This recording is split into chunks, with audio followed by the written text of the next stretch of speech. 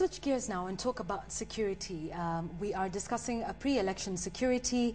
Of course, a lot of companies investing in security measures ahead of the elections, and of course, a host of other reasons why.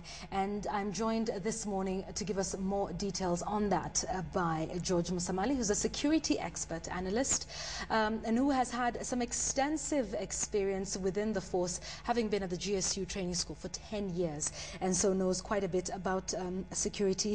Let's talk about that now. Companies are investing a lot of money in security. Are we scared, or is this the right move? I think what is happening is that generally the security of the country has gone to the dogs, and all of us are aware, and companies are becoming increasingly afraid because we expect the police to provide security, but unfortunately that is not happening.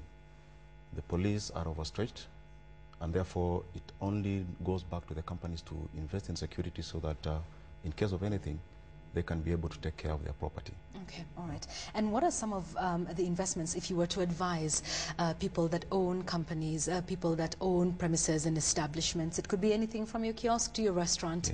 Yeah. What advice would you give them in terms of beefing up their security pre-election? Initially, we used to depend on manned guarding. This is where you have a static guard deployed to your premises.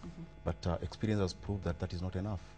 We are advising businesses now to invest in electronic security. For example, we are saying that businesses should install CCTV cameras. We should have electronic alarms, which are monitored from a command center. And then in case there is any compromise on the security system, there must be a response. I think that is the way to go right now, as opposed to depending on manned guarding, because we've proved that security guards alone cannot be able to secure a property properly. Okay, but talking about the security guards, one feels that they're not well enough trained for certain aspects of security. Yeah. I don't know what your thoughts would be in terms of training them.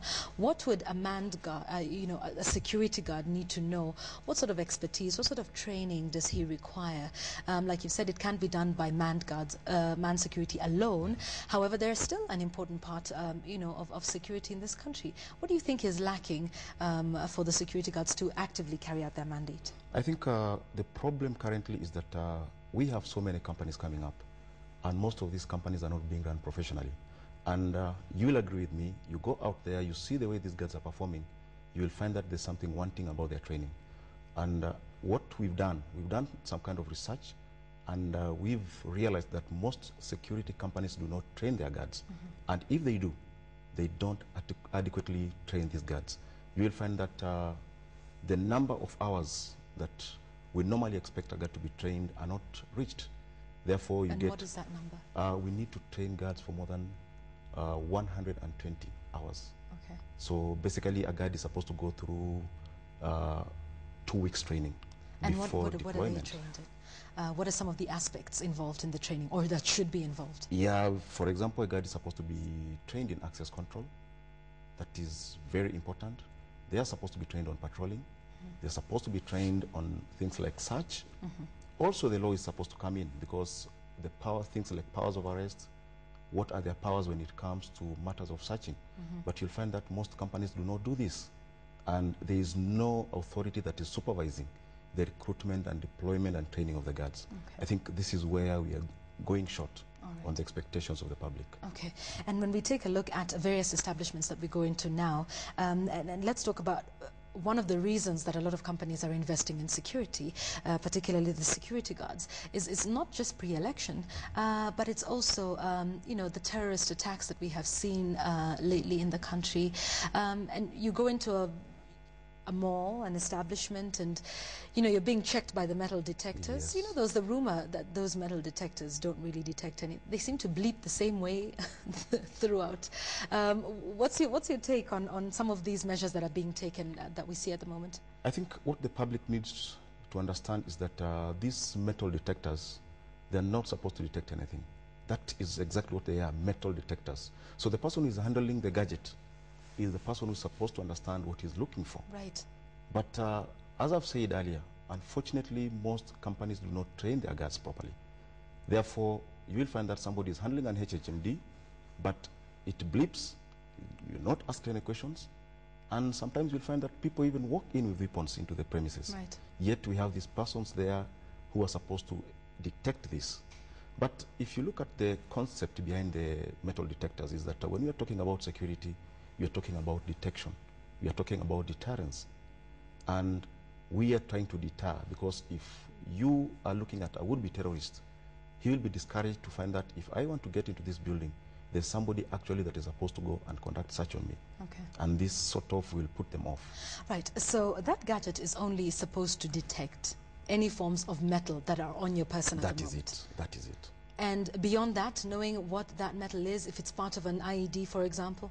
If beyond that, it's the person, the guard that is doing the search, that is supposed to question you on what you're carrying in your pockets. Okay. For example, if it blips and then he has detected a metal, then the guard is supposed to ask you, can you please tell me what you're carrying in your pockets? And this is not happening, unfortunately. Right. It isn't. And this is something I've noticed. I don't know if anybody else has noticed it, but when you walk into an establishment as a lady, if you do not have a handbag, they won't search you. They'll say, you know what, just come in. But for a man, he will automatically be searched. Is this a correct assumption that we should be making, that women are necessarily harmless? And, you know, does this then go back to the training that perhaps the security guards are not as aware as they should be? Sometimes I'll blame owners of the premises. Because if you go around all these premises, you'll find that in security, you have what we call standard operational procedures, whereby a guard is supposed to be given instructions on what to do and how to do it. But unfortunately, these standard operational procedures are not there. So the guards are just acting on assumption. And I will not say that a man is more dangerous than a woman or a woman is more dangerous than a man. But the concept behind searches is that everybody is supposed to be subjected to that search, even a child. Right. If you look at the trend of terrorism, you'll find that, especially in the Middle East, ladies are being used more than men. Okay. So that idea of saying that this lady is harmless should not arise at all. All persons are supposed to be subjected to this search. Okay. And now, is the search the only thing that establishments can do to protect themselves? Obviously, perhaps you can explain to us, excuse me, some of the challenges that companies face depending on what sort of business they do, whether it's service provision or, you know, selling goods. But what sort of challenges that are most faced by companies during an election time, just before, during the election, and right after? In Kenya, we've seen it that since the introduction of multi-party politics, every other time we've been having an election, violence has always broken out. And you'll find that even insecurity generally tends to increase, because you'll find that the police, instead of now providing security to the citizenry, they have turned now into looking at the elections. More time is given to the politicians, and therefore the businesses are left at their own. Right. Yeah. So what we are seeing is that now businesses have become more aware from the trends that they have seen. Now we are into an election year. So the businesses are now taking charge of their own security. That is why you're seeing that most companies are increasing the number of security guards they have in their premises. Most companies are investing more in CCTV.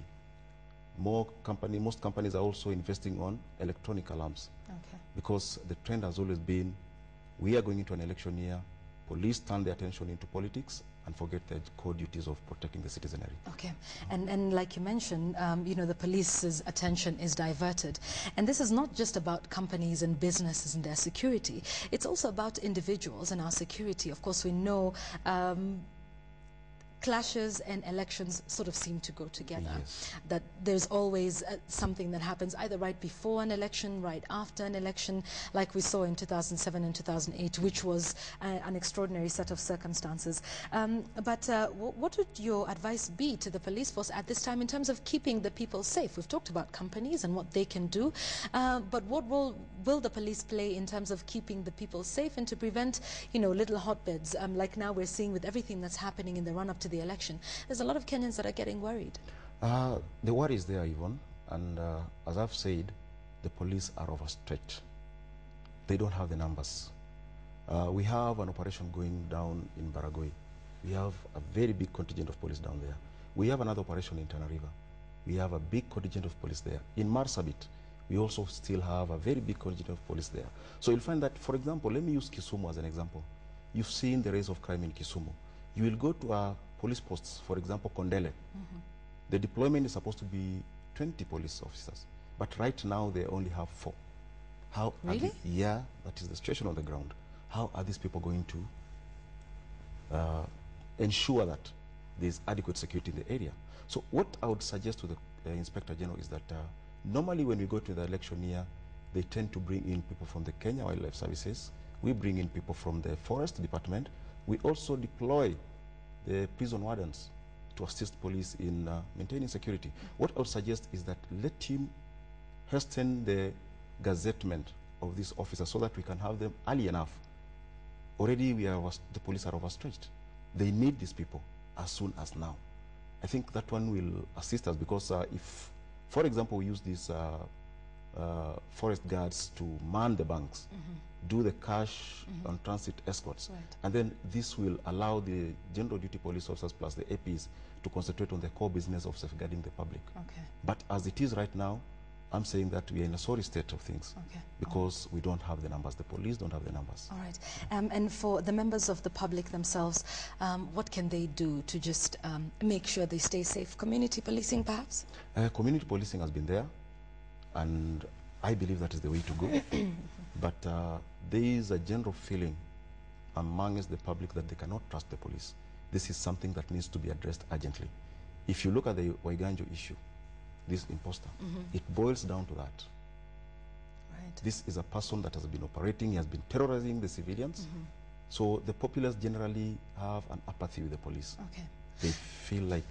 Yeah, and speaking about trust with the police force, and you've mentioned that, having been in the police force for as long as you were, how could something like this have happened? A lot of people saying, and we were talking about this earlier on the show in the morning, that there's more than meets the eye to Waiganjo's elevation to Assistant Commissioner of Police, that he could have been there to serve certain interests. How could this have happened in a police force for someone who does not deserve it to rise to such a level? What are your thoughts on this whole saga? I think the Waiganjo saga leaves a lot to be desired. For example, there are due processes that are supposed to be followed before a person is engaged as a police reservist.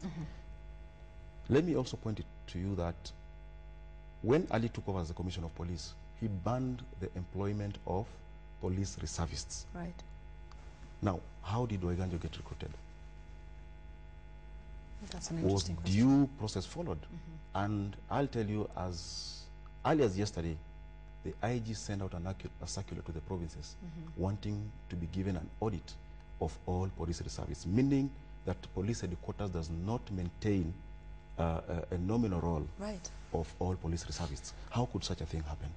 Should we be worried then? We should be worried because Waiganjo might not be the only one. Waiganjo was supposed to have been vetted in the first place. And how was he recruited when the ban was still in force? But George, he was sitting in national security meetings with high-profile individuals, and now in our exclusive we're saying there is a suspicion that he could have leaked the details of the Baragoi operation, hence leading to the massacre. How is such an individual allowed to sit in high-profile security meetings, yet he doesn't deserve to be there? Yeah, those are what we call failures in the police systems. Those are very, very, very, very serious omissions. And I would say that, for example, a person of the rank of the PPO, Rift Valley, sitting with a person like Waiganjo in security meetings, and then not exposing this fellow, then it shows that we have a failure in the police systems. And let me tell you, this guy has a criminal record. Before being recruited, was he vetted? That was not done. So I'm saying we are seeing so many people with dubious characters operating as police officers in this country. Okay, all right. Give us then your final thoughts on security measures that we can take as individuals, as companies and as organizations in the run-up to the general election March 4th. While we maintain that we are optimistic that the elections will go well, and we're not trying to, I think that should be clarified, we're not trying to spread, doom and gloom and say things are going to happen, but we do need to be prepared in the event of anything. What advice do you have for companies, for individuals, and indeed for the police force as well? I think companies are doing what they're supposed to do. They are beefing up their security. But as for individuals, I will suggest that people form neighborhood watch teams. Let the community come together, identify people, and then put these people through some sort of training. Yeah? and then have these people do what we call neighborhood watch, so that in case of anything, they can be able to relay this information to the police as quickly as possible. Okay. People are afraid. People are moving. We are seeing populations moving. Right. We are seeing people moving away from the coast. I'm seeing people moving away from Nyanza, just because we are going into the March elections. So I think more needs to be done to secure the citizens. Okay, and for the police, in terms of getting the trust back, because like you say, there's the neighborhood watch communities, and they will need to relay the information to the police. However, with sagas like this, they say, well, if the police don't even know who is who amongst them, you know, any information that we relay to them may or may not be handled as it should. What does the police force need to do? What expectations are you having from this committee that has been set up by the president that started its work yesterday, just in terms of gaining trust in the police force as we go forward? Yeah, I think what is supposed to be done is that immediately these people will finalize the investigations, the findings must be relayed to the public. That will be one way of improving the confidence that the populace will have with the police. But if it will be kept secret, the way you've been seeing it happening, like the Artul brother saga, nobody knows exactly the findings of that committee. Are we going to have the same scenario with the Waiganjo saga? And then the police need to go out to the public. Yes. Let them interact more with the public. Let the public see a friendly police force. Okay. Because currently, even if you have an issue, nobody will want to report this to the police. That's right. Yeah? And even the police themselves, do they have confidence in the management of the police force?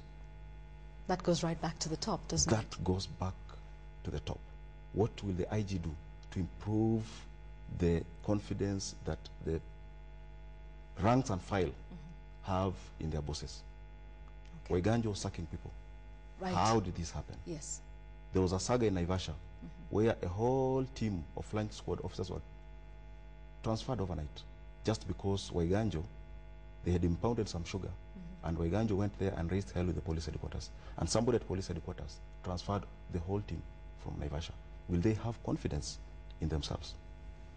So this is a big issue that needs to be addressed by the IG. Important questions that you raised there, and thank you also for the advice to persons owning, you know, establishments, and also to ordinary members of the public. Thank you very much in raising some important issues on this police imposter saga. We have been speaking to George Musamali, who's a security expert, not only dealing with private security, but also one who has had extensive experience within the force itself, and giving us an understanding of just how this saga could have happened and what needs to be done to secure ourselves in the run-up to the March 4th election. Thank you very much, George. Thank you as well. This is where we say goodbye for now. Thank you so much for your feedback. Thank you for your tweets. We see them all. Thank you for your SMSs. Your feedback, as always, is most welcome. We do remind you to keep it KTN Kenya throughout the day, because there's a lot coming up. A news desk, of course, starts off at 1 with Edith Kimani and Bonnie Tunya, and we carry on right up until 9 a.m. This is your authoritative news channel. Thank you for watching Sunrise Live. My name is Yvonne Okwara. Have a great day ahead. Be blessed. We'll see you tomorrow. Bye-bye.